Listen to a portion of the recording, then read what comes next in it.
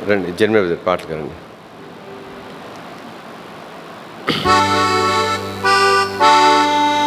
సియోను పాటలు సంతోషముగా పాడుచు సియోను వెళ్ళుదము.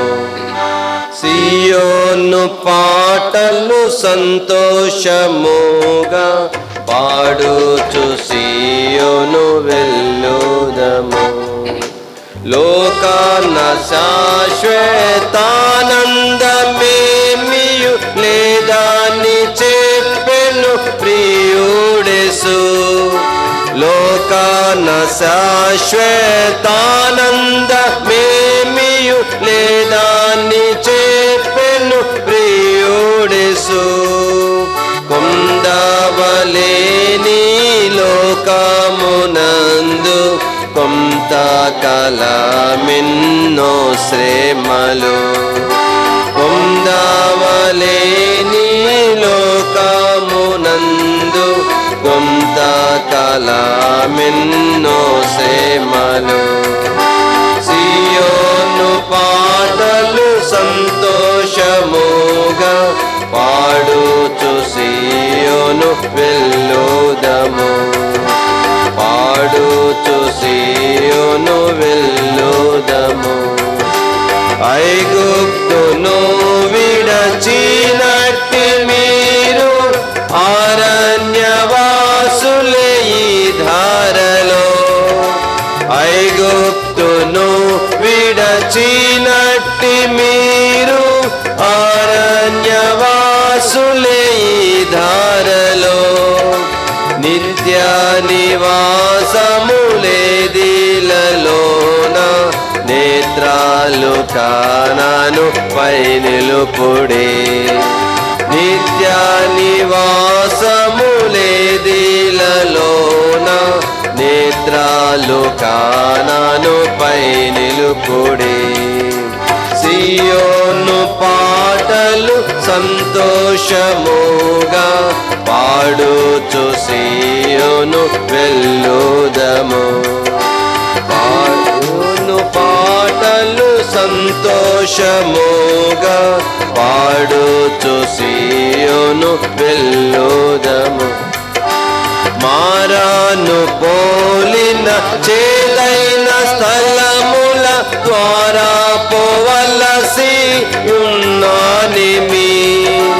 మారాను పోలిన చేదైన స్థలముల ద్వారా పోవలసి ఉన్నానిమి. నీరక్షకుండగు యేసే నడుపును.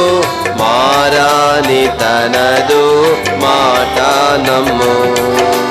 నీరక్షకుండగు యేసే నడుపును.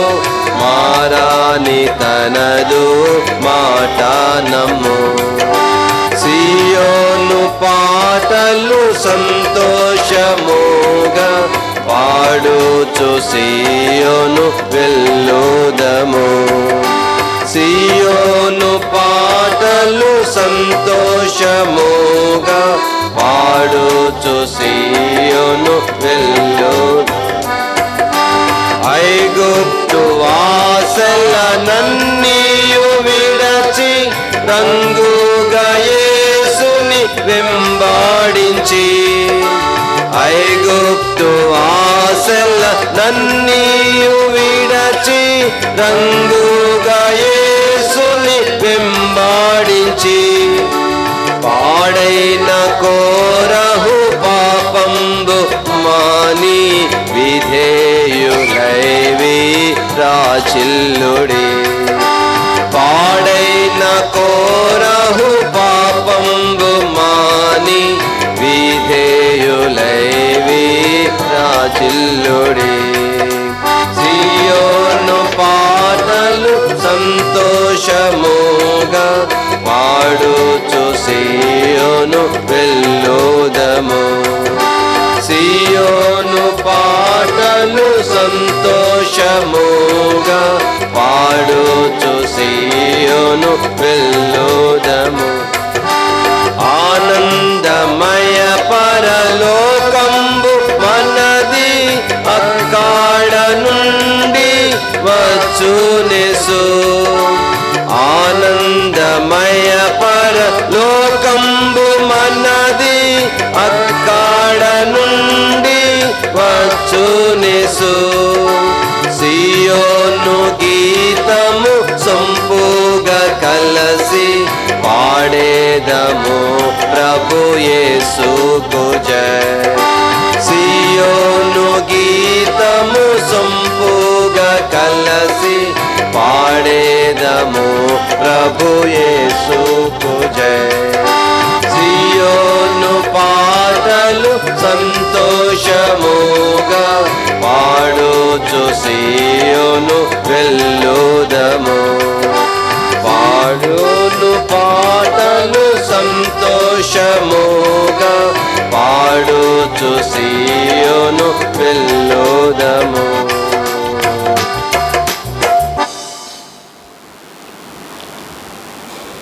చివరిగా పాట సంఖ్య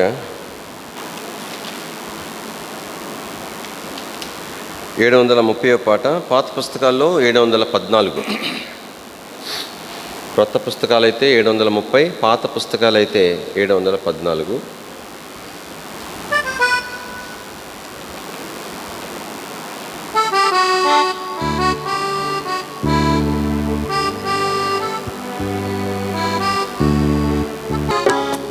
ప్రభువా గురియొద్దకే పరుగెత్తుచున్నాను నేను. ప్రభువా గురియొద్దకే పరుగెత్తుచున్నాను నేను. ఉన్నత పిలుపునకు కలుగు బహుమానము పొందవాలేనని.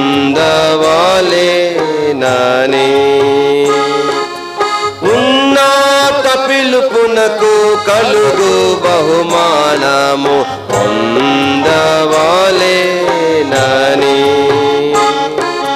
ప్రభువా ఏవేవి లాభకరములైయుండెనో వాటిని క్రీస్తు నిమిత్తం. ఏవేవి లాభకరములైయుండెనో వాటిని క్రీస్తు నిమిత్తం నష్టముగానెంచుకొని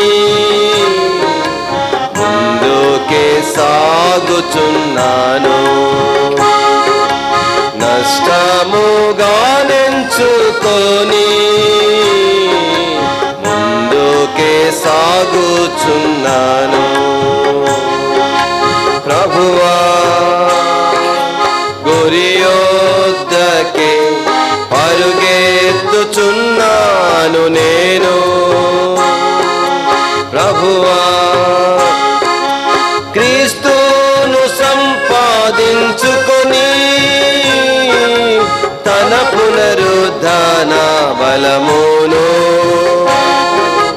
క్రీస్తును సంపాదించుకొని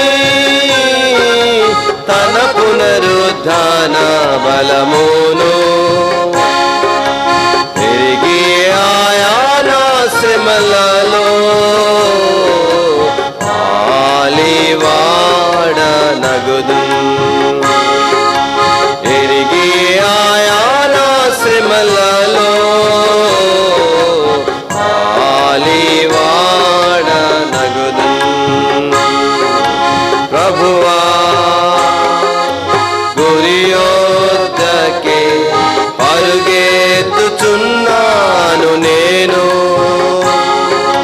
ప్రభువా క్రీస్తును అతి శ్రేష్టమైన జ్ఞానము నిమిత్తము.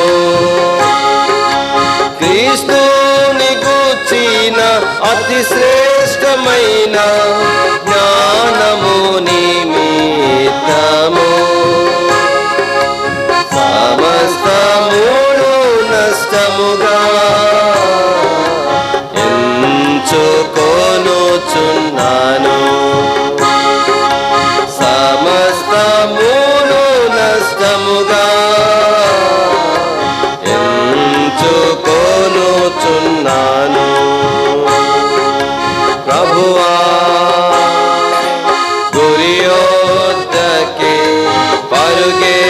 పరుగెత్తుచున్నాను నేను.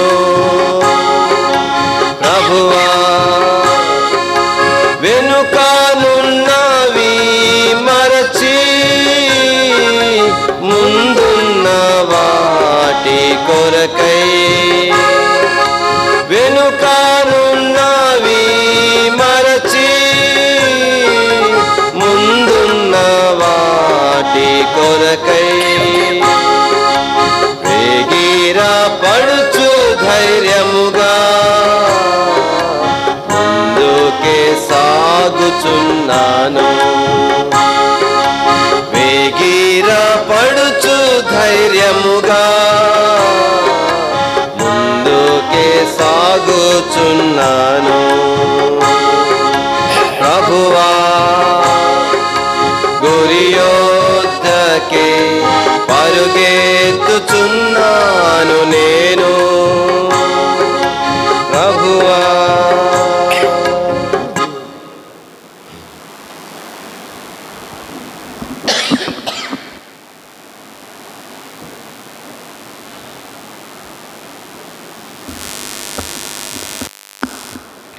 దేవుని వాక్యంలో నుంచి దయచేసి సమూయేలు మొదటి గ్రంథము 7వ అధ్యాయం.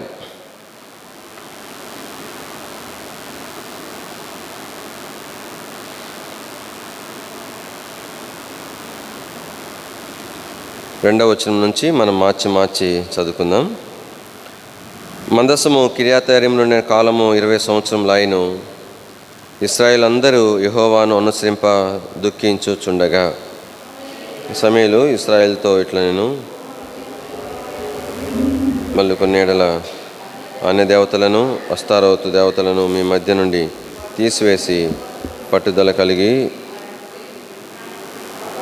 అప్పుడు ఆయన ఫిలిష్తీయుల చేతుల నుండి మిమ్మును విడిపించును. అందరు ఇశ్రాయేలీయులు బయలు దేవతలను అస్తారోతు దేవతలను తీసివేసి యెహోవాను మాత్రమే సేవించిరి. అందరు సమూయేలు ఇశ్రాయేలు అందరినీ మిస్పాకు పిలువనంపిడి, నేను మీ పక్షం యెహోవాకు ప్రార్థన చేతునని చెప్పగా, వారు మిస్పాలో కూడుకొని నీళ్లు చేది యెహోవా సన్నిధి కుమ్మరించి ఆ దినం ఉపవాసముండి యెహోవా దృష్టికి మేము పాపాత్ములమని ఒప్పుకొనిరి. మిస్పాలో సమూయేలు ఇశ్రాయేలునకు న్యాయము తీర్చుచూ వచ్చెను. ఇశ్రాయేలు మిస్పాలో కూడినారని ఫిలిష్తీయులు వినినప్పుడు ఫిలిష్తీయుల సర్దారులు ఇశ్రాయేలు మీదకి వచ్చిరి. ఈ సంగతి ఇశ్రాయేలీయులు విని ఫిలిష్తీయులకు భయపడి, మన దేవుడైన యెహోవాను ఫిలిష్తీయుల చేతిలో నుండి మనల్ని రక్షించినట్లుగా మా కొరకు ఆయనను ప్రార్థన చేయటం మానవద్దని సమూయేలు వద్ద మనవి చేసిరి. సమూయేలు పాలు వేడిన ఒక గొర్రె పిల్ల తెచ్చి యెహోవాకు సర్వాంగ బలిగా అర్పించి ఇశ్రాయేలు పక్షమున యెహోవాను ప్రార్థన చేయగా యెహోవా అతని ప్రార్థన అంగీకరించెను. ప్రభు సహాయం కొరకే ప్రార్థన చేసుకుందాం. ప్రియమైన మా తండ్రి, పరిశుద్ధుడైన దేవా, మీ స్తుతిస్తూ కనపరుస్తుంటున్నాం. ప్రవహించిన మా తండ్రి దేవా, చదవబడిన లేఖన భాగం విషయమై ప్రార్థన చేస్తుంటున్నాం. దయతో ప్రభా మీ దయల నాస్తం అప్పగించుకుంటున్నాం. మీరు మాకు విరిచి పంచిపెట్టవలసిందిగా ప్రార్థన చేస్తుంటున్నాం. నాకు అవసరమైన భాగమును మీరు నాకు అనుగ్రహించవలసిందిగా ప్రార్థన చేస్తుంటున్నాం. ప్రియమైన మా తండ్రి, మీ దయలు అసలు అప్పించుకుంటూ మీ సన్ని రాగిన వారందరిని బట్టి స్తోత్రములు. మీ ఏర్పాట్లో ఉన్న వారిని కొరకు కూడా మేము జ్ఞాపకం చేసుకుంటున్నాం. మీటు ప్రభా సమయమును మీ కృపను కోరుకుంటూ మహిమగంతా ప్రభావాలు మీకు ఆరోపిస్తూ యేసుక్రీస్తు ప్రభువారి యొక్క శ్రేష్టమైన నామములో స్తుతించి ప్రార్థించి మహిమపరిచి అడిగి వేడుకుంటున్నాం తండ్రి, ఆమేన్.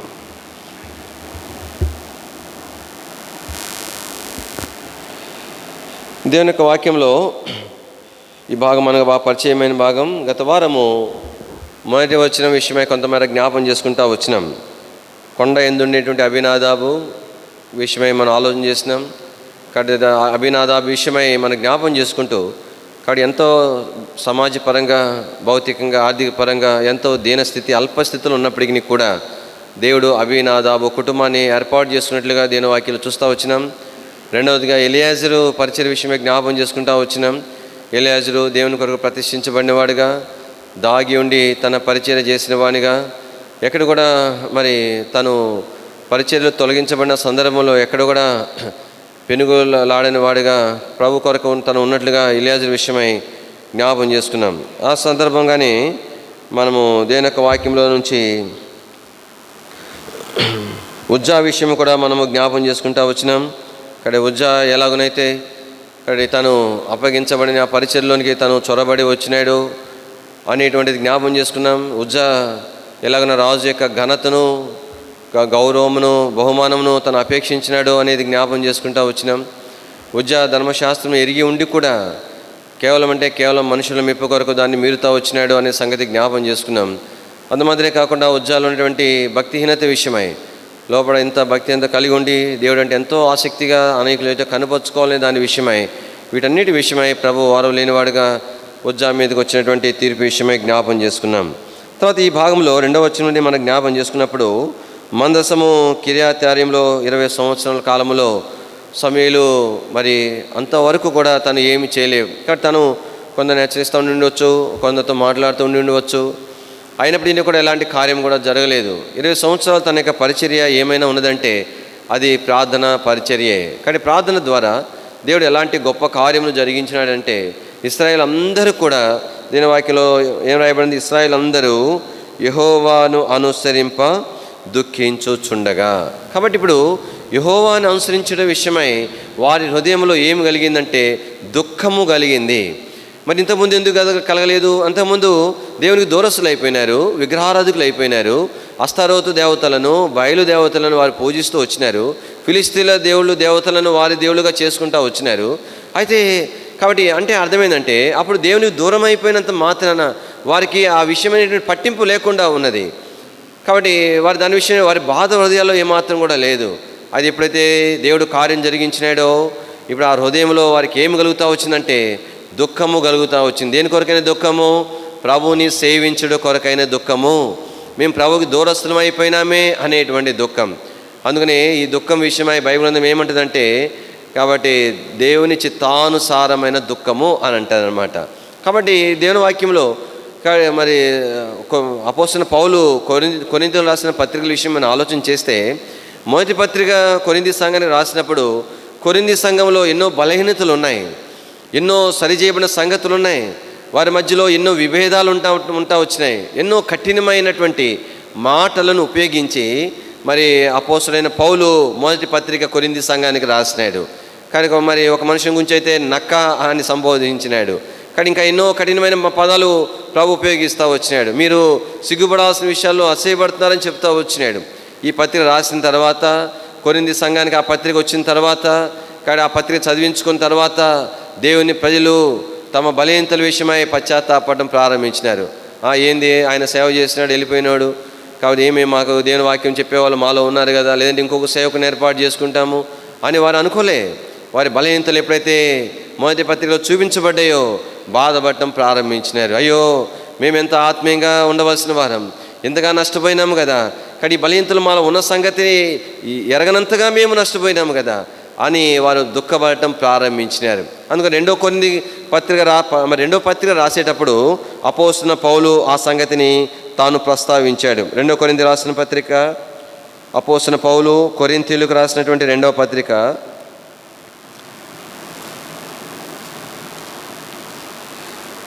దయచేసి 7వ అధ్యాయము 8వ వచనం, నేను వ్రాసిన పత్రిక వలన మిమ్మును దుఃఖ పెట్టినందున విచారపడను. కాబట్టి ఏమంటున్నాడంటే, కాబట్టి ఆయనకి ఇన్ఫర్మేషన్ వచ్చి వెళ్ళిపోయిందనమాట. బాధపడుతున్నారు కాబట్టి అయ్యో మరి అవన్నీ చదువుకొని ఇవన్నీ మనలో ఉన్న సంగతులే కదా, మనం సరి చేయబడిన సంగతులే కదా అని వాళ్ళు తెలుసుకున్నారు, బాధపడుతున్నారు, దుఃఖపడుతున్నారని తెలిసిన తర్వాత అయ్యో అని బాధపడలేదంట. ఏమంటున్నాడు, కాబట్టి మీకు మిమ్మును దుఃఖ పెట్టినందున నేను ఏం చేయనంటున్నా చెప్పండి, విచారపడను. అంటే ఈయనకి ఇష్టమా దుఃఖ పెట్టాలని ఇష్టమా? ఎప్పుడు కూడా జ్ఞాపం పెట్టుకోవాలా. కాబట్టి ఎవరైనా మనల్ని హెచ్చరిస్తున్నారంటే వాళ్ళకి ఏం మోజు కాదు, మనల్ని చెప్పాలా, ఇది దొరికిందిరా ఏమే బలహీనత అవమానపరచాలా, లేదంటే కాబట్టి మరి అంటే ఈ బలహీనతను బట్టి తృణీకరించాలా అని కాదు ఉద్దేశము. అపోస్తలుడైన పౌలు యొక్క ఉద్దేశం ఏమిటంటే వారు ఆయా విషయాల్లో వారు సరిచేయబడాలనేది తన యొక్క ఉద్దేశం. కాబట్టి వారి విషయమే ప్రేమతోనే ఆ పని చేస్తూ వచ్చినాడు. అయితే కొరింథీ సంఘం ఎంత మంచి సంఘం అని అంటే బలహీనతలు ఉండటం అనేటువంటి సహజమే. అయితే హెచ్చరించినప్పుడు వారి దాని విషయమై పశ్చాత్తాపడం ప్రారంభించినారు. అది శ్రేష్టమైనటువంటి దైవిక లక్షణం. కానీ పొరపాట్లు అనేటువంటివి మనుష్య లక్షణం అయితే పశ్చాత్తాపడి సరి చేసుకోవటం అనేటువంటిది దైవిక లక్షణం. అందుకని ఈ దుఃఖం విషయమై అపోస్తలుడు పౌలు ఏమన్నాడంటే 10వ వచనం చదవండి. దైవ చిత్తానుసారమైన దుఃఖము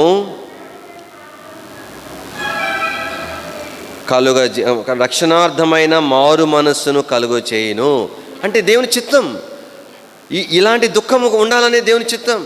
కానీ తమ బలహీనతల విషయమై, నేర్చుకోవాల్సిన విషయాల విషయమై, అయ్యో నేను ఇలాగ ఉండలేకపోతేనేటువంటి బాధపడటం అనేటువంటిది దేవుని చిత్తం. ఎందుకు దేవుని చిత్తం?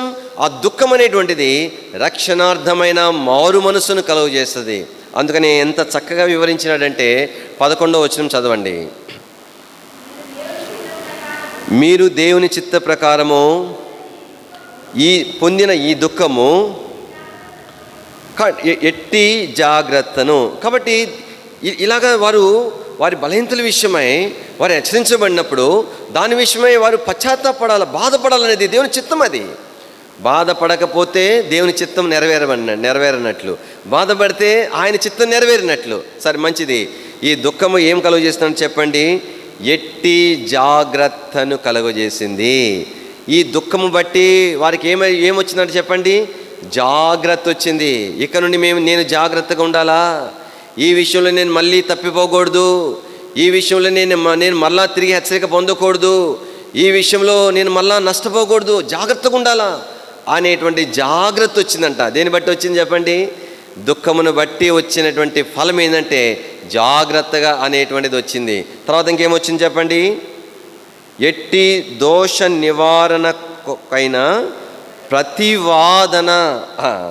అంటే ఈ ప్రతివాదన అంటే నేను ఒకటి వాదిస్తాను, దానికి ఆపోజిట్గా ఇంకో ప్రతివాది ఉంటాడు, అంతే కదా. ఇప్పుడు ఇద్దరు కోర్టులో మరి ఒక ఆయన పక్షంగా ఒక లాయర్ వాదిస్తే ప్రతివాది పక్షంగా ఇంకొక లాయర్ వాదిస్తాడు. ఈయన చెప్పినవన్నీ వింటేనేమో అంత కరెక్ట్గానే ఉంటుంది. ఎప్పుడైతే ఆయన క్రాస్గా వాదిస్తాం ప్రారంభిస్తాడో అప్పుడు ఒరే అన్నట్టుగా అనిపిస్తుంది. ఈ ప్రతివాదన ఎవరు? వారిలోనే కలిగింది ప్రతివాదన. అంతకుముందు వారికి అనుకూలమైన వాదన ఉన్నది, వారు తప్పిదంలో ఉన్న కూడా సమర్థించుకునే వాదన ఉంది. ఎప్పుడు ఈ దుఃఖం వల్ల ఏమైందంటే ప్రతివాదన ప్రారంభమైంది. ఎందుకోసం ప్రతివాదన అంట? ఏమన్నాడు? దోష నివారణ కొరకైన ప్రతివాదన.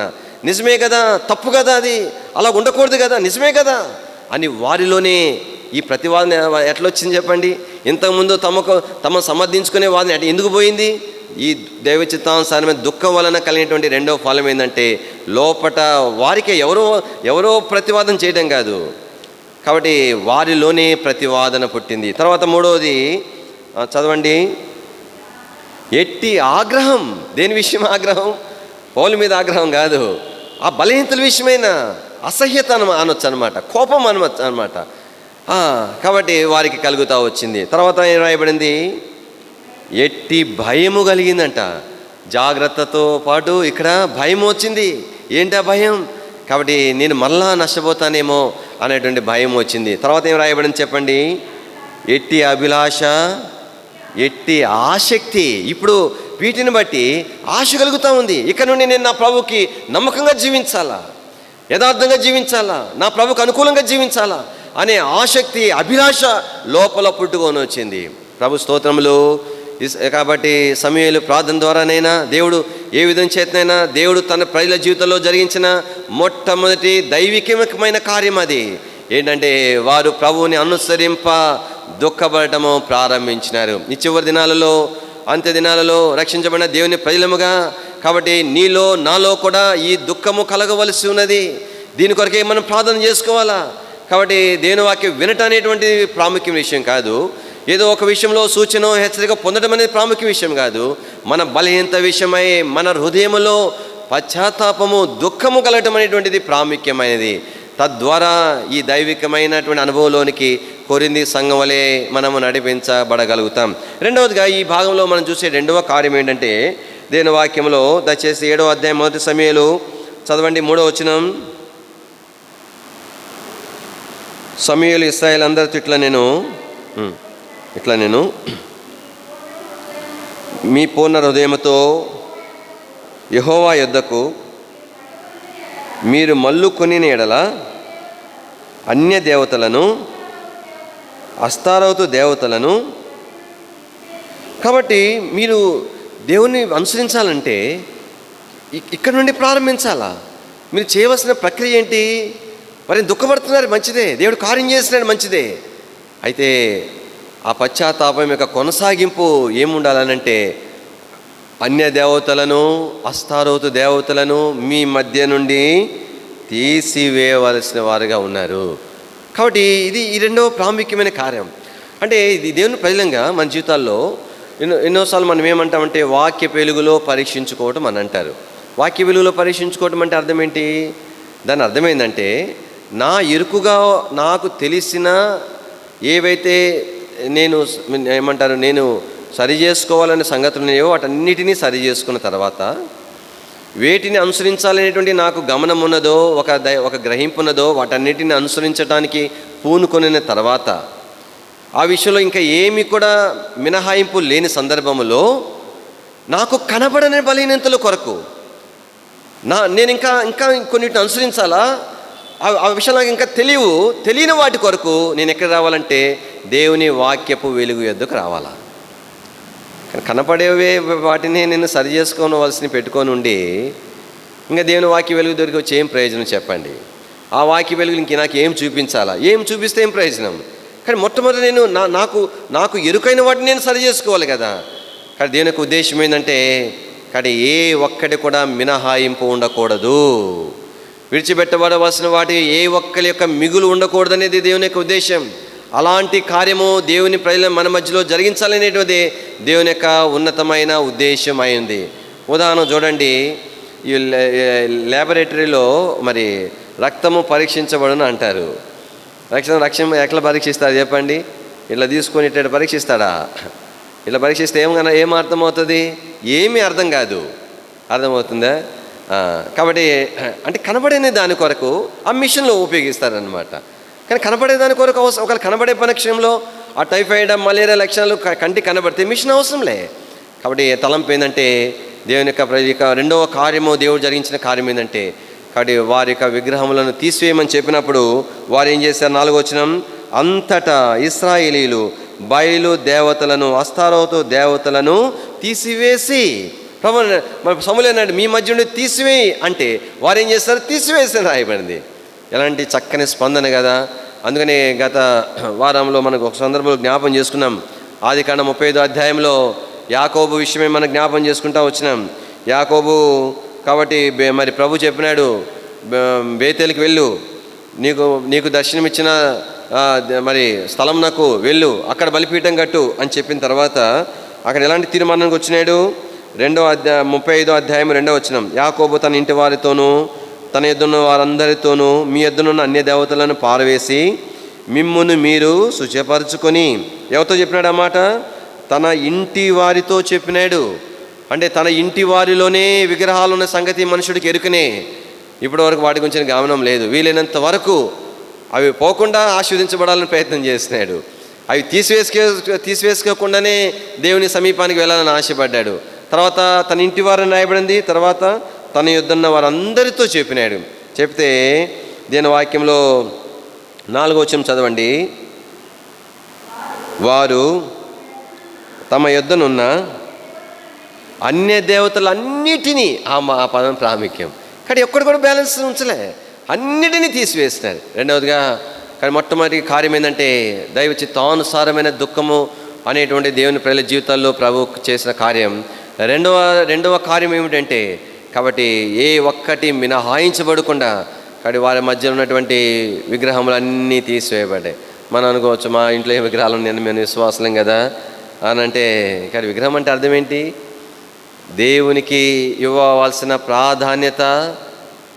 కాబట్టి ఎవరికి ఇస్తామో, దేనికి ఇస్తామో వారే అవే విగ్రహాలు. దేవునికి ఇవ్వవలసిన సమయము, దేనికి మనం కేటాయిస్తామో అవే ఏం చెప్పండి మన జీవితాల్లో విగ్రహాలు.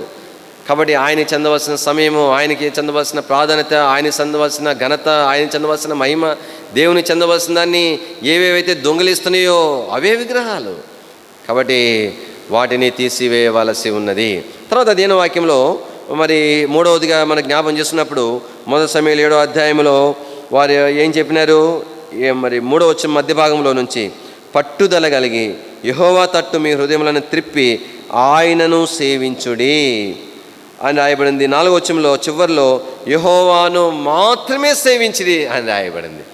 కానీ మొట్టమొదటిగా వారిలో దుఃఖం కలిగడం చూసినాం, రెండవదిగా విగ్రహంను తీసివేయబడమని చూసినాం, మూడవదిగా వారు పట్టుదల కలిగి ప్రభు వైపు తిరిగి యెహోవాను కాదు వారు సేవించింది. దేన్ని సేవించినారు చెప్పండి? యెహోవానే సేవించినారు. ఎంత శ్రేష్టమైనటువంటి ఆధిక్యత! దేవుడు తన ప్రజల జీవితాల్లో జరిగించినటువంటి 3వ కార్యముగా ఈ భాగాన్ని మనము జ్ఞాపం చేసుకుంటున్నాం. తర్వాత 4వదిగా ఈ భాగంలో నుంచి దయచేసి 7వ అధ్యాయము 5వ వచనం. అందర సమయలు ఇశ్రాయేలీయులందరినీ మిస్పాకు పిలవనంపుడి, నేను మీ పక్షమున యెహోవాను ప్రార్థన చేతును అని చెప్పగా. కాబట్టి ఇశ్రాయేల్ అందరినీ మిస్పాకు పిలవనంపించండి. ఏమి పిలవనంపించకపోతే ప్రార్థన చేయడా? ఇంతకుముందు చేసినాడు కదా, ఆ తర్వాత కూడా చేసినాడు కదా. కానీ ఇది ప్రత్యేకమైన సందర్భం. దేవుని ప్రజలందరూ కూడా మిస్పాకు వారు పిలువనంపబడాలా. కాబట్టి మరి సమూయేలు అన్నాడంటే, మీ పక్షంగా నేను యెహోవాకు ప్రార్థన చేస్తాను. కాబట్టి 4వ మరి నియమము దేవుని వాక్యంలో మనం ఏ జ్ఞాపం చేయబడుతున్నామంటే, దేవుని యొక్క సన్నిధికి సమకూర్చబడేటువంటి అనుభవము అనేటువంటిది ప్రాముఖ్యమైంది. మిస్పా అంటే, కాబట్టి మిస్పాలో మరి దేవుని ప్రజలు వారు కూడుకుంటూ వచ్చినారు. న్యాయాధిపతుల గ్రంథము యెఫ్తా విషయం మనం ఆలోచన చేస్తే 11వ అధ్యాయం 11వ వచనంలో మరి మిస్పాకు తాను వెళ్ళినాడు. అక్కడ ఏం రాయబడిందంటే 11వ అధ్యాయం 11వ వచనం, కాబట్టి యెఫ్తా గిలాదు పెద్దలతో కూడా పోయినప్పుడు జనులు తమకు ప్రధానుని గాను అధిపతిని గాను అతను నియమించుకునేది. అప్పుడు యెఫ్తా మిస్పాలో యెహోవా సన్నిధిని తన సంగతి అంతయు వినిపించెను. కాబట్టి మరి యెఫ్తా మిస్పాలో యెహోవా సన్నిధినికి తను వెళ్ళినాడు. తన గృహంలో కూడా ప్రభు మాట ప్రార్థన వింటాడు. అయితే దేవుడు ఏర్పాటు చేసిన మిస్పా అనేటువంటి స్థలానికి తాను వెళ్తూ వచ్చినాడు. ఇదే న్యాయాధిపతుల గ్రంథం 20వ అధ్యాయము 1వ వచనం.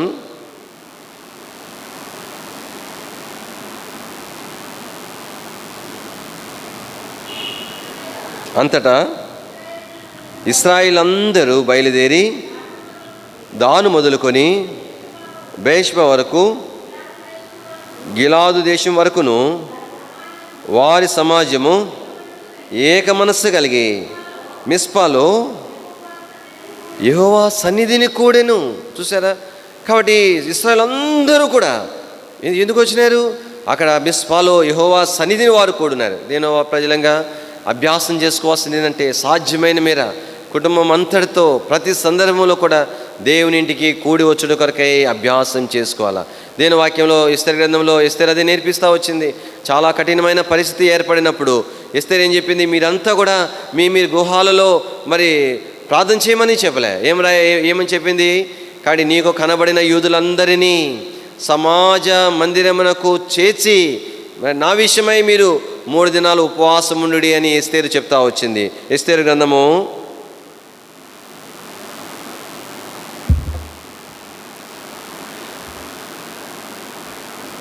4వ అధ్యాయం 16వ వచనం, నీవు పోయి శోషణందు కనబడిన యూదులనందరినీ, అమ్మాట గమనించండి. కానీ సాధ్యమైన మేర అనలా, ఎక్కువ మంది అని చెప్పలే. కాబట్టి వచ్చే వాళ్ళని పెంచుకోమని చెప్పలే. ఏమని చెప్పిందంటే, నీకు కనబడిన యూదులనందరినీ చదవండి, సమాజ మందిరం నాకు సమకూర్చు. కాబట్టి దీని వాక్యంలో 4వదిగా ఈ భాగంలో దేవుడు చేసిన కార్యం ఎలాంటిదంటే, ఇశ్రాయేల్ అందరూ కూడా ఎక్కడికి సమకూర్చబడి వారుగా చూస్తున్నామంటే దేవుని యొక్క సన్నిధికి వారు సమకూర్చబడ్డారు.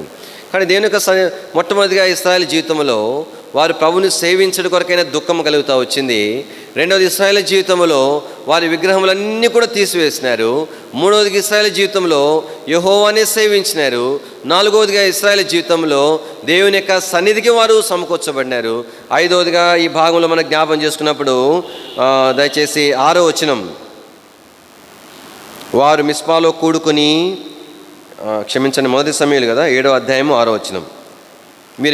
వారు మిస్పాలో కూడుకొని నీళ్లు చేది యెహోవా సన్నిధిని కుమ్మరించి ఆ దినము ఉపవాసముండి యెహోవా దృష్టికి మేము పాపాత్ములమని ఒప్పుకొనిరి.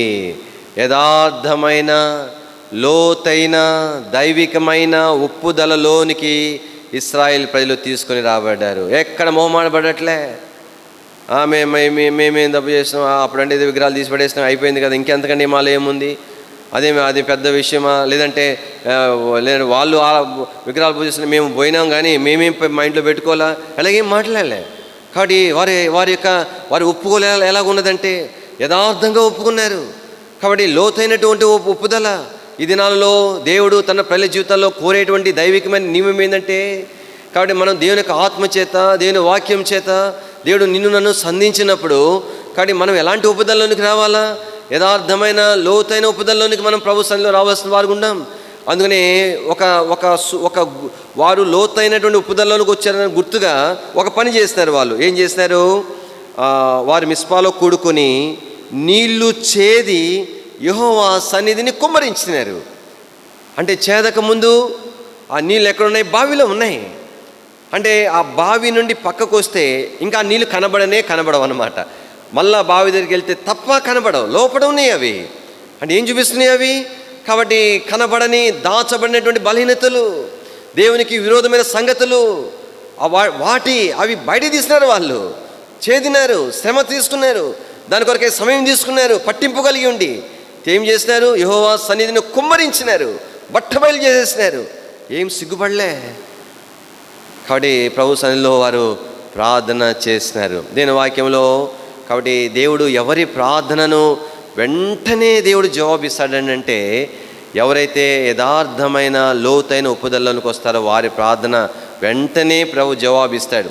బైబిల్ గ్రంథంలో యేసు ప్రభు వారు చెప్పినారు, 2 మనుషులు దేవాలయంకు ప్రార్థన చేయడానికి వచ్చినారంట. ఇప్పుడు మీరు చెప్పండి, ఎవరు వాళ్ళు?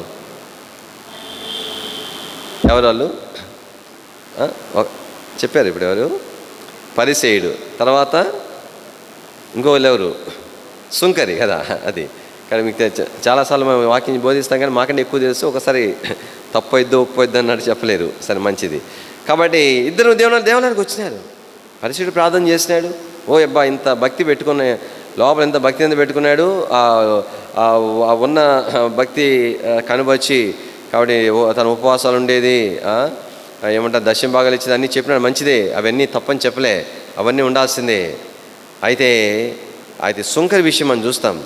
సుంకరి కాబట్టి కూడా దేవుని మందిరాన్ని బయలుదేరినాడు. సుంకరి అంటే అర్థం ఏంటంటే, యూదులలో రోమా ప్రభుత్వం కింద ఉన్నప్పుడు రోమా వాళ్ళు పన్ను వసూలు చేసుకోవడానికి ఇశ్రాయేల్ ప్రజల్లోనే కొందరిని నియమించే వాళ్ళనమాట. అప్పుడు యూదా మత నాయకులు ఏం తీర్మానం చేసినారంటే, ఎవరు కూడా రోమీల పక్షంగా ఈ పన్ను వసూలు చేసే పనికి కుదరకూడదు అని తీర్మానం చేస్తున్నారు. ఒకవేళ ఎవరైనా కనుక రోమ ప్రభుత్వం తరపున పన్ను వసూలు చేసే ఆ పని కొరక కనుక, ఎందుకంటే వాళ్ళు వచ్చి వసూలు చేసడానికి కుదరదు, వీళ్ళలోనే ఒకరిని పెట్టి వసూలు చేసుకోవాలా. అందుకని కొన్ని ఊళ్ళు గుత్తగా ఇచ్చేసేవాళ్ళు. కొంత పెద్ద మొత్తము అంటే ఇవ్వగలిగిన మొత్తము రోమా ప్రభుత్వాన్ని చెల్లించి అది పన్నుల రూపంలో వీళ్ళు వసూలు చేసుకునేవాళ్ళు. ఎవరైనా వినకపోతే వీళ్ళు ఒక మాట చెప్తే రోమా సైనికులు వచ్చి దాడి చేసేవాళ్ళు.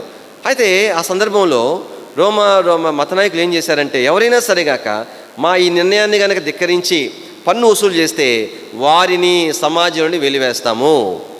ఇంకో మన భాష చెప్పాలంటే, వాళ్ళ ఇంట్లో ఏ పెళ్ళికి మేము పోము, మా పిల్లలకి వాళ్ళని పిలుచుకోము అని చెప్పినారు.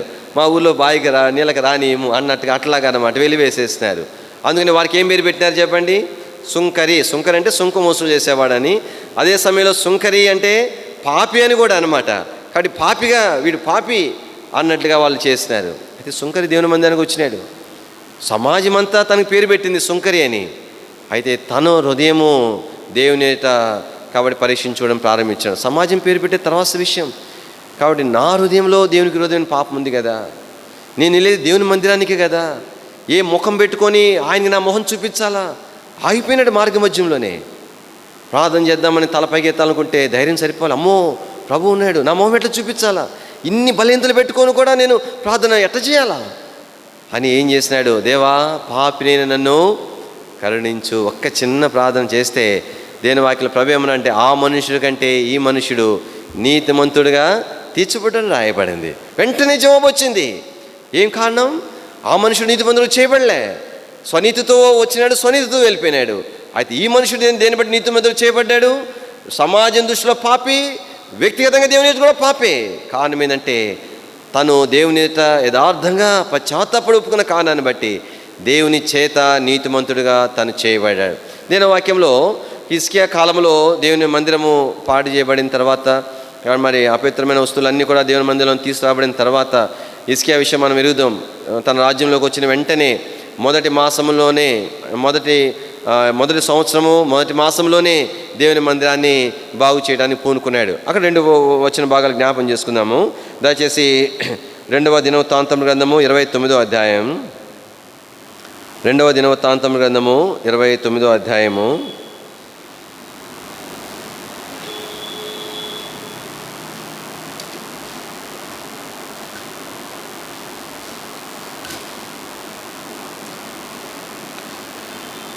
నేను చదువుతాను, గమనించండి. 5వ వచనం. వారికి ఇలాగ ఆజ్ఞయించెను, లేవీయులారా నా మాట ఆలకించుడి. ఇప్పుడు మిమ్మును మీరు ప్రతిష్ఠించుకొని మీ పితరుల దేవుడైన యెహోవా మందిరమును ప్రతిష్ఠించి పరిశుద్ధ స్థలములో నుండి నిషిద్ధ వస్తువులన్నిటినీ బయటికి కొనిపోవుడి. వారు ఏం చేస్తున్నారు? 16వ వచనం. పవిత్రపరచుటకై యాజకులు యెహోవా మందిరపు లోపలి భాగమునకు పోయి, ఎక్కడ పోయినారని చెప్పండి? లోపల, పైపైన కాదు, కనబడి మాత్రమే కాదు, లోపల భాగానికి వెళ్ళిపోయినారంట. లోపల భాగానికి పోయినారంట. తర్వాత ఏం రాయబడింది? యెహోవా మందిరంలో తనకు కనబడిన నిషిద్ధ వస్తువులన్నిటినీ. అది అందుకనే దేని వాక్యం మనం ఎట్లా చదువుకోవాలంటే నిదానంగా చదువుకోవాలా. ప్రతి పొల్లు, ప్రతి కామ, ప్రతి దీర్ఘంలో ప్రభు మనకు వర్తమానం ఉంచుతాడు. ఈ భాగంలో లోపలి భాగానికి వెళ్ళి కనబడిన నిషిద్ధ వస్తువులు అని రాయబడలే, నిషిద్ధ వస్తువులు అన్నిటినీ అని రాయబడింది. కాబట్టి ఎక్కడ పడేస్తున్నారు? కిద్రోను వాగులో పాడవేస్తున్నారు. కిద్రోను అంటే చీకటి అని అర్థం. ఇంకెన్నడూ కనబడకుండా వాటిని వారు పారవేస్తున్నారు. కానీ దేవుని యొక్క ప్రజలంగా జ్ఞాపం చేసుకునే మాట ఏంటంటే, కాబట్టి ఇక ఇశ్రాయేల్ ప్రజల జీవితాల్లో ప్రభు జరిగించినటువంటి కాబట్టి 5వ దైవికమైన కార్యం ఏంటంటే, వారు యథార్థమైన లోతైన దైవికమైన పశ్చాత్తాపం యొక్క అనుభవంలోనికి వారు నడిపించబడతా వచ్చినారు. ప్రభు స్తోత్రంలో ఎలాంటి దైవికమైన కార్యం ప్రభు వారి మధ్యలో జరిగించినారు. 6వదిగా దేని వాక్యంలో మనం జ్ఞాపం చేసుకున్నప్పుడు, కాబట్టి ఎప్పుడైతే వారు అలాగన కూడుకుంటా వచ్చినారో చూడండి, 7వ వచనం. మొదటి సమూయేలు గ్రంథము 7వ అధ్యాయం 7వ వచనం. ఇశ్రాయేలీలు మిస్పాలో కూడి ఉన్నారని ఫిలిస్తీన్లు వినినప్పుడు, ఫిలిస్తీన్ సర్దారులు కాబట్టి ఏమి వారు కూడుకుంటే వీరికి వచ్చిన కష్టం ఏంటి అంటే, రాజులైనటువంటి వారు వారి స్వాధీనంలో ఉన్నటువంటి ఏదైతే దేశాలు ఉంటాయో, ప్రాంతాలు ఉంటాయో, పట్టణాలు ఉంటాయో, వారు జాతీయ సమావేశాలు జరుపుకోకూడదు అనమాట. అంటే అందరూ కూడుకునే వాటిని జరుపుకోకూడదు. ఎందుకంటే అలా జరుపుకుంటే వాళ్ళు బలపడి వీరి స్వాధీనంలో నుండి వారు మరి ఏమంటారు, వేరైపోతారేమోనని. ఎందుకంటే ఏ రాజులు వారు ఏ దేశాలను జయించి తమ స్వాధీనం తెచ్చుకుంటారో అక్కడ నుండి వీరికి రాబడి వస్తుంది, పన్ను వస్తుంది. అందుకని చెప్పి ఆ దేశస్తులు కనుక ఏదో ఒక కారణాన్ని బట్టి అందరూ కూడుకున్నారనుకో, అందుకని అది అలాంటి సమావేశాలు అనేటువంటి నిషిద్ధం అన్నమాట. అలాంటి సమావేశాలు వాళ్ళు అనుమతించరు. కారణం ఏంటంటే అలా కూడుకుంటే వారి యొక్క స్వాధీనం, అంటే వారి ఒకవేళ యుద్ధానికి రావచ్చు, కాబట్టి వీరిని ఓడించి వేరే స్వాధీనం నుండి వారు తప్పించుకొని పోవచ్చు. అందుకని ఫిలిస్తీన్ సర్దార్లు ఇశ్రాయేల్ మీదకి వారు వచ్చినారు. వాళ్ళకి ఇన్ఫర్మేషన్ వెళ్ళిపోయింది. కాబట్టి ఇశ్రాయేల్ అందరూ ఒక స్థలంలో కూడుకున్నారు అనగానే వారు వచ్చినారు. ప్రియులారా, దేవుని ప్రజలంగా కాబట్టి సాతాను యొక్క ఉద్దేశం కూడా అదే. కానీ సాతానికి ఏం కావాలా? మన నుంచి కొన్ని రాబడులు కావాలా, మన ద్వారా మేలు దేవునికి కాదు సాతానికి కలగాల, వాడికి సంతోషం కలగాల. అది అర్థమవుతుందా? కాబట్టి అందుకని సాతాను ఉద్దేశం ఏంటంటే దేవుని ప్రజలను ఒక రాగాన విడిచిపెట్టడు అనమాట. కాబట్టి వాని ఎంతో కొంత వాని స్వాధీనంలో నేను ఉండాలా అనేది నా విషయమే సాతానుకు ఉండేటువంటి తలంపు. సంపూర్ణంగా నేను విడుదల పొందితే తట్టుకోలేడు అనమాట. ఉదాహరణ చూడండి, ఐగుప్తులో ఉన్నప్పుడు ఇశ్రాయేల్ ప్రజల విషయమై ఫరో ఏం చేస్తారో చెప్పండి. ఒకవైపు తెగుళ్ళు పంపిస్తున్నాడు, దేశమంతా నాశనం అయిపోతూ ఉంటే దేవుని వాక్యంలో మనం చూడగలుగుతాం. ఫరో ఏమన్నాడో తెలిసిన రండి, నిర్గమాకాండం 8వ అధ్యాయము, నిర్గమాకాండం 8వ అధ్యాయం 25వ వచనం.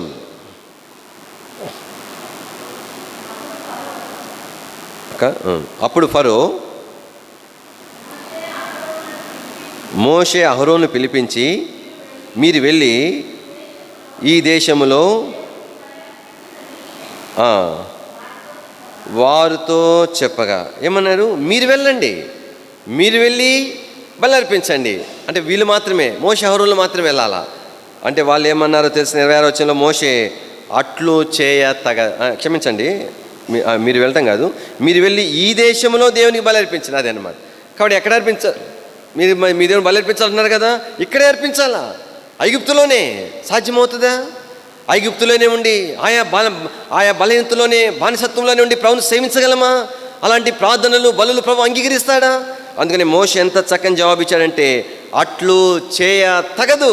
అదనమాట సాతానుక దేశం, అది ఇక్కడే ఉండాలా, వాని స్వాధీనంలో ఉండాలా, ఐగుప్తులోనే ఉండాలా, ఆచారాలు ఆయా స్థితుల్లో చిక్కుకొని ఉండాలా, బలహీనతలోనే అక్కడే ఉండి ప్రభువుని సేవించాలని సాతాను ఫరో యొక్క ఉద్దేశం.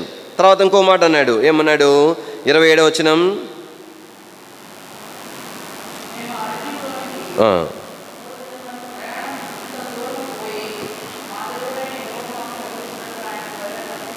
అర్పించుద్దాము. 28వ వచనం అక్క.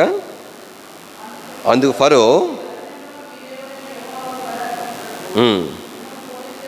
పోనిచ్చేది కానీ అది దూరం పోవద్దు.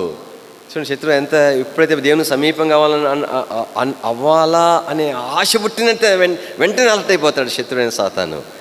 కాబట్టి దేవుని సేవించండి కానీ దగ్గర నాకు దగ్గరగా ఉండాలి సుమా, దేవునికి దూరం అయిపోయిన పోవాలా, నాకు దగ్గరగా ఉండాలా, దూరం పోవద్దు అని అంటున్నాడు. తర్వాత ఇంకేమన్నాడు? దయచేసి 10వ అధ్యాయం 11వ వచనం. పురుషులైనా మీరు మాత్రం వెళ్ళి ప్రభువుని సేవించండి, భార్య పిల్లలందరూ నా స్వాధీనంలో ఉండాలి. ఎందుకు? వీరిని బట్టి మళ్ళీ మీరు తప్పదు నా దగ్గర రావాల్సిందే. అంటే అటు తిరిగి ఇటు తిరిగి కానీ శత్రు యొక్క స్వాధీనం రావాలనేది సాతాను యొక్క ఉద్దేశం, ఫరో యొక్క ఉద్దేశం అది. తర్వాత దీని వాక్యంలో ఇదే 10వ అధ్యాయం 24వ వచనం, ఫరో మోషేని పిలిపించి, మీరు వెళ్ళి యెహోవాను సేవించుడి, మీ మందలు మీ పశువులు మాత్రమే ఇక్కడ ఉండాలి. చూడండి, ఎంత కొంత ఉండాలా. కానీ మోషే ఎంత చక్కని సాక్ష్యం ఇచ్చినాడంటే 26వ వచనం, అందరం కలిసి చదువుదామండి. 26వ వచనం, మా పశువులను మాతో కూడా రావలెను, ఒక డెక్క అయినను విడవబడదు, మా దేవుడిని యెహోవాను సేవించుటకు వాటిలోండి తీసుకునవలెను, మేము దేనితో యెహోవాను సేవించవలెను అక్కడ చేరక మునుపు మాకు తెలియదు. కానీ మోషే ఏమన్నాడంటే, ఒక డెక్క అయినా కూడా విడవబడదు. కాబట్టి నేను వాక్యంలో ఎప్పుడైతే ఫిలిస్తీన్లు వచ్చినారో చాలా పరిస్థితి, వీళ్ళ దగ్గర ఏమి యుద్ధం చేయలేని పరిస్థితి, వారు ప్రార్థన కొరకే వచ్చినారు, మరి పశ్చాత్తాపంతో కన్నీటితో ప్రార్థన చేస్తూ ఉన్నటువంటి సందర్భం అది. కాబట్టి అయితే వాళ్ళు అన్నారు, అయ్యా మా కోసం ప్రార్థన చేయి అని అంటే, యెహోవాను ప్రార్థన చేయ మానవద్దు అని చెప్తే అప్పుడు సమూయేలు బలి అర్పించినాడు. పాలు విడమని గొర్రెను పిల్లను తీసుకొని మరి బలి అర్పిస్తే వాళ్ళు సమూయేలు బలి అర్పించుచుండగా వాళ్ళు చేసేసినారు. ఎలాంటి భయంకరమైన పరిస్థితి. అప్పుడు సమూయేలు ఇశ్రాయేలు పక్షంగా ప్రార్థన చేస్తే ప్రభు ఆ ప్రార్థన ఆలకించినట్లుగా దేవుని వాక్యంలో మనకు జ్ఞాపం చేయబడింది. 9వ వచనంలో, 1 సమూయేలు 7వ అధ్యాయం 9వ వచనం చివరిలో, యెహోవాను ప్రార్థింపగా, ఇశ్రాయేల్ పక్షం యెహోవాను ప్రార్థింపగా యెహోవా అతని ప్రార్థన అంగీకరించెను. కాబట్టి ఇప్పుడు దిక్కుతోచని పరిస్థితుల్లో, కాబట్టి ఇప్పుడు మరి అంటే ఇప్పుడు వారు ఏం చేసి ఉండాల్సిందంటే, ఒక మాట చెప్పాలంటే సమూయేలు మీద కొంచెం నిందించి ఉండాల్సింది. ఎందుకు ఇంత పని చేసినాం? ఆల్రెడీ ఇలాంటి నిషేధం ఉందని సంగతి నీకు తెలుసు కదా, మేము దేవుని అనుసరించాలని తీర్మానం చేసుకున్నాం కదా, విగ్రహాలు తీసేయమని తీసివేసినాం కదా, యెహోవానే సేవించినాం కదా, లేనిపోయింది కదా, ఇశ్రాయేలు అందరినీ మిస్పాకు పిలవమని చెప్పినావు. ఆయన వాళ్ళు అనుకోలే, వాళ్ళు ఒకటే అనుకున్నారు. ఏమనుకున్నారంటే, ఈ సమయంలో కారణాలు కదా మనకు కావాల్సింది, ఈ సమయంలో మనకు సహాయం చేసేది ఎవరంటే ప్రభువే. వాళ్ళు విశ్వాసం కలిగింది కాబట్టి దేని మీద ఆధారపడ్డారు? వారు ప్రార్థన మీద ఆధారపడ్డారు. 6వ నియమం ఏం చూస్తున్నామంటే ఇశ్రాయేలు ప్రజల జీవితాల్లో వారు ఏం నేర్చుకున్నారంటే ప్రార్థించడం నేర్చుకున్నారు దిక్కుతోచని పరిస్థితుల్లో. అందుకని దేని వాక్యంలో ఇశ్రాయేల్ ప్రజలు కూడా ఎర్ర సముద్రం మీదకి వచ్చినప్పుడు ముందు ఎర్ర సముద్రము, వెనకాల ఏమున్నది చెప్పండి? ఫరో యొక్క సైన్యం. కాబట్టి మోషే ఏం చేసినాడు? కర్రను సముద్రం వైపు చూపించినాడు. ఇవన్నీ కూడా ప్రార్థన గుర్తులే. కానీ దేవుని యొక్క ప్రజలంగా ఇక్కడ మనం జ్ఞాపం చేసుకునే దైవికమైన నియమం ఏంటంటే ఇక్కడ సమూయేలు మరి వారు ప్రార్థన మీద ఆధారపడుతూ వచ్చినారు. ప్రార్థనే ఇశ్రాయేలు అందరూ యెహోవాను సేవించడం కొరకు కారణమైంది. ఇప్పుడు అదే ప్రార్థన మీద వారు ఆధారపడ్డారు. ఆ ప్రార్థన ద్వారానే శత్రువు మీద విజయం పొందినారు. వారేమి పోరాడకుండానే దేవుడు ఉరుములు కలుగు చేసి వారిని చెదరగొట్టి ఇశ్రాయేలు ప్రజలకు ఫిలిష్తీయుల మీద ప్రభు విజయం అనుగ్రహించినాడు. ఆ సందర్భంలో ప్రభు ఇక్కడ ఒక మాట చూస్తాం. 12వ వచనం చదవండి. 1 సమూయేలు 7:12. అప్పుడు సమూయేలు ఒక రాయి తీసి మిస్పాకును షేనుకును మధ్య దాన్ని నిలిపి, ఇంతవరకు యెహోవా మనకు సహాయం చేసని చెప్పి, ఎబెనేజరు దేవుడు సహాయపు రాయి అని మీరు ఎందుకు ఆ పేరు పెట్టారు? ఎబెనేజర్ అంటే అర్థం ఏంటంట? ఇంతవరకు యెహోవా ఏం చేశాడు? మనకు సహాయం చేసినాడు. అంటే ఇంక ముందు చేయడా? ఇంక ముందు కూడా చేస్తాడు. అంటే ఇంతవరకు దేనిని బట్టి చేసినాడు? ప్రార్థనను బట్టి చేసినాడు. అది ఈ సహాయం పొందుడు గల కారణం ఏంటి? మూలం ఏంటంటే ప్రార్థనే. మరి ఇక ముందు సంగతి, ఇక ముందు కూడా ప్రార్థన ద్వారానే సహాయం పొందగలం. ఇప్పటి వరకు పొందిన సహాయం ప్రార్థన ద్వారానే, ఇక ముందు పొందబోయే సహాయం కూడా ప్రార్థన ద్వారానే. అందుకే సమూయేలు యొక్క పరిచర్యలో తాను ప్రార్థన చేసేవాడు. దేవుని ప్రజలను కూడా తన ఉన్నంత కాలంలో హెచ్చరిస్తూ ప్రార్థన కొరకై వారిని అందరినీ కూడా సిద్ధపరిచినాడు అనుకుంటాను బహుశా. కాబట్టి ఇది మనకు కంటికి కనబడకపోయినా కూడా సమూయేలు చేసిన పరిచర్య. కాబట్టే సమూయేలు ఉన్నంత వరకు శత్రువు బలపడలేదు. రండి చదవండి 13వ వచనం. ఈలాగున ఫిలిష్తీయులు అనపబడిన వారై ఇశ్రాయేలు సరిహద్దులోనికి తిరిగి రాక ఆగిరి. సమూయేలు ఉండిన దినములన్నిటను యెహోవా హస్తము ఫిలిష్తీయులకు విరోధముగా ఉండెను. దేన్ని బట్టి విరోధంగా ఉన్నది? సమూయేలుని బట్టి కాదు, ప్రార్థనను బట్టి. కాబట్టి సమూయేలు ఇశ్రాయేలు ప్రజలు ఎరిగినారు. కాబట్టి వారు మరి ప్రార్థన మీద ఎన్ని బోధలు తను యోగ్యుడు చేయడానికి, అలాంటి ప్రార్థన జీవితం తనకున్నది. ఆ ప్రార్థన ఫలితం తను చూడగలిగినాడు కనుకనే కాబట్టి దేవుని ప్రజలను సిద్ధపరిచినాడు. అలాగన కాబట్టి 6వ నియమం ఏంటంటే, పాఠం ఏంటంటే, దేవుడు తన ప్రజలకు నేర్పించిన పాఠం ఏంటంటే ప్రార్థన. వ్యక్తిగతంగా దేవుని ప్రజలతో కలిసి ప్రార్థించేటువంటి శ్రేష్టమైన ఆధిక్యత. తద్వారానే కాబట్టి శత్రువు మరి ఏమంటారు? యెహోవా హస్తము శత్రువుకు విరోధంగా పనిచేస్తుంది. దేవుని ప్రజలకు సహాయకరంగా పనిచేయటం అనేటువంటిది, దేవుని యొక్క హస్తము పనిచేయటం అనేది చూడగలుగుతాం. ఇది చివరిగా ఇంకొక మాట నేను జ్ఞాపం చేసి ముగిస్తాను. ఇదే 1 సమూయేలు గ్రంథం 7వ అధ్యాయము 14వ వచనం. మరియు ఫిలిష్తీయులు ఇశ్రాయేలు యుద్ధ నుండి పట్టుకున్న పట్టణములు ఇశ్రాయేలీయులకు తిరిగి వచ్చెను. చూసారా? అంటే వీరు సమకూర్చబట్టం మాత్రమే కాదు, వీరు ఏమైతే పోగొట్టుకున్నారో అవన్నీ కూడా వీరు స్వాధీనం తీసుకురాబడ్డాయి. దావీదు సమస్తమును సంపాదించెను. కాబట్టి ఈ దినాలలో ఏమైతే మనం ఆత్మీయంగా పోగొట్టుకున్నామో దానంతటినీ కూడా నీవు నేను ఏం చేసుకోవాలి చెప్పండి? తిరిగి సమకూర్చుకొనవలసి ఉన్నది. దేనిని పోగొట్టుడు సుమా? మనం ఏం కలిగి ఉన్నాం అదంతా దేవుని నుండే కలిగి ఉన్నాం. తన ప్రియులు నిద్రించుచుండగా ఆయన వారికిచ్చుచున్నాడు అని రాయబడింది. పేతురు చెరసాల నుండి వెళ్ళేటప్పుడు పైన బట్ట మర్చిపోయినాడు, అది కూడా వదిలిపెట్టలేదు దేవుడు. ఆ బట్ట వేసుకోమన్నాడు, చెప్పులు వదిలిపెట్టినాడు, చెప్పులు వేసుకోమని చెప్పినాడు. ఏ దేవుని ప్రజల జీవితాలలో ఏది కూడా పోగొట్టుకోవడం అనేది దేవునికి ఇష్టమే ఉండదు. అన్నీ కూడా సమకూర్చుకోవాలనేది మరి దేవుని యొక్క ఉద్దేశం. అందుకనే దేవుని యొక్క ప్రజలంగా ఇక్కడ మనం ప్రార్థన చేసుకోవాలా. ప్రభా, నేను కూడా నా జీవితంలో ఏమేమైతే నేను కోల్పోయినానో దానంతటినీ తిరిగి సమకూర్చుకున్నట్లుగా నా సహాయం చేయమని మన ప్రభు అలాంటి వాడు. దేని వాక్యంలో బెత్లెహేమ్ అంటేనే పేరే ఏం చెప్పండి అర్థం? రొట్టెల ఇల్లు, సమృద్ధి అయినటువంటి ఆహారం దొరికే స్థలం. ఆ బెత్లెహేములో ఏమొచ్చింది చెప్పండి? కరువు వచ్చింది. అయితే దేవుడు తన పిల్లల్ని కనికరించిన తర్వాత అదే బెత్లెహేములో ఏం చూస్తాం? విస్తారమైన పంట పండటం అనేటువంటిది మనం చూడగలుగుతాం. మరి అంటే ఎట్లంటే కరువు వచ్చినప్పుడు ఎంతో ఏమన్నా నష్టంలోనికి వెళ్ళిపోయిన తర్వాత మళ్ళీ ఈ నష్టము రికవర్ అవ్వాలని చాలా కష్టం, చాలా కాలం పడుతుంది అనమాట. అంటే మళ్ళీ పంటలు పండి మళ్ళీ అమ్ముకొని అప్పటికే అప్పులైపోయి సొప్పులై అవన్నీ తీర్చుకుంటూ రావాలన్నమాట. సమృద్ధి వెంటనే రాదు. అయితే దేవుడు ఎలాంటి కార్యం చేస్తాడంటే తన ప్రజల జీవితాలలో. కాబట్టి మరి భయంకర తట్టుకోలేంత కరువు దగ్గర నుంచి సమృద్ధి స్థలంలోనికి ప్రభు వారిని తీసుకుని వచ్చినాడు. మన ప్రభు ఎలాంటి వాడంటే సమస్తమును కూడా తిరిగి సంపాదించుకున్నట్లుగా సహాయం చేసేవాడు. కానీ దేవుని ప్రజలంగా ఇక్కడ 7 కార్యము ప్రభు ఇశ్రాయేలు పిల్లలు జరిగించినాడు. ఈ చివరి దినాల్లో మనలో కూడా 7 కార్యము ప్రభు జరిగించవలసి ఉన్నది. నేను ఇంకొకసారి జ్ఞాపం చేస్తాను. మొట్టమొదటిగా కాబట్టి ఇశ్రాయేలు ప్రజల జీవితంలో చేసిన కార్యం ఏంటంటే వారిలో ప్రభుని సేవించాలని దుఃఖించడం ప్రారంభించినారు. ఈ దినాలలో కాబట్టి దైవికమైన చిత్తానుసారమైన దుఃఖం అనేటువంటిది ప్రాముఖ్యమైంది. అప్పుడే భయం ఉంటుంది, జాగ్రత్త ఉంటుంది, ఆసక్తి ఉంటుంది, అభిలాష కలుగుతుంది, నేను ప్రభు కొరకు జీవించాలి అనేటువంటిది. 2వ నియమం ఏంటంటే కాబట్టి విగ్రహములను తీసేయవలసి ఉన్నది. కాబట్టి దేవుని చెందవలసిన దొంగిలించే వాటన్నిటిని గుర్తించి వాటన్నిటినీ తీసివేయవలసి ఉన్నది.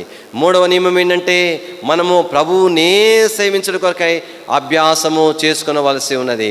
4వ నియమం ఏంటంటే ఇక్కడ మనమందరం కూడా దేవుని సన్నిధికి సమకూర్చబడవలసి ఉన్నది.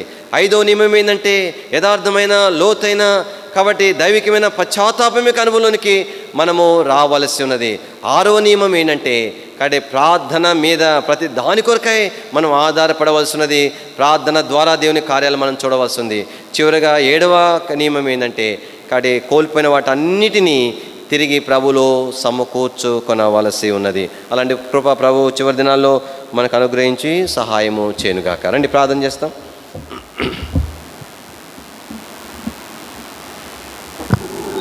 ప్రేమ స్వరూపిణి మా తండ్రి, పరిశుద్ధులైన దేవా, నమ్మదైన మహారాజా, మీ ఘనమైన ఉన్నతమైన పరిశుద్ధమైన నామం బట్టి స్తోత్రం చెల్లించుకుంటున్నాం. ఇశ్రాయేలు జీవితంలో మీరు జరిగించిన మీ కార్యాన్ని బట్టి మీ స్తోత్రం చెల్లించుకుంటున్నాం. ప్రభావించిన మా తండ్రి దేవా, 7 కార్యము ఈ దినాల్లో నాలో కూడా జరగవలసినది, మాలో జరగవలసినది, దేవుని పిల్లలందరి జీవితంలో జరగవలసి ఉన్నది. దయతో కనికరించవలసిందిగా ప్రార్థన చేస్తుంటున్నాం. ఇలాంటి దైవికమైనటువంటి నియమంలోనికి మేమందరం కూడా నడిపించమన్నట్లుగా, తద్వారా మేము కోల్పోయిన వాటన్నిటినీ తిరిగి సంపాదించుకున్నట్లుగా దయతో సహాయపడుతూ రావాల్సిందిగా ప్రార్థన చేస్తూ, దేని ద్వారా సాధ్యం కాంది ప్రార్థన ద్వారానే ఈ ప్రక్రియ అంతా సాధ్యమైంటుండగా మా జీవితాల్లో ఏమైతే మేము ఈ దైవికమైన నియమాల్లో అనుభవంలోకి రాలేకపోతున్నామో వాటన్నిటినీ ప్రార్థన ద్వారా తండ్రి మేము వాటిని సంపాదించుకున్నట్లుగా సహాయపడుతున్నామని తను మీ హస్తము మమ్మల్ని బలపరచుడు కొరకై, మీ హస్తము శత్రువుకి విరోధంగా పనిచేయడం కొరకై 7 సంపూర్పులో మమ్మల్ని ఉంచవలసిందిగా ప్రార్థన చేస్తూ మీ తగిలిన హస్తంలోకి మమ్మల్ని అప్పగించుకుంటూ యేసు ప్రభువారి యొక్క శ్రేష్టమైన ఘనమైన పరిశుద్ధ నామంలో స్తుతించి ప్రార్థించి మహింపరిచి అడిగి వేడుకుంటున్నాం తండ్రి. ఆమేన్. తొట్టిల్లకుండా మిమ్మల్ని కాపాడుకును, తన మహిమ ఎదుట ఆనందంతో నిర్దోషులుగా నిలబెట్టుకును శక్తిగల రక్షకుడైన అద్వితీయ దేవునికి ప్రభువైన యేసుక్రీస్తు వారి మూలముగా మహిమయు మహాత్యమును అధికారమును ఆధిపత్యమును యుగములకు పూర్వమును ఇప్పుడును సర్వయుగములను కలుగునుగాక.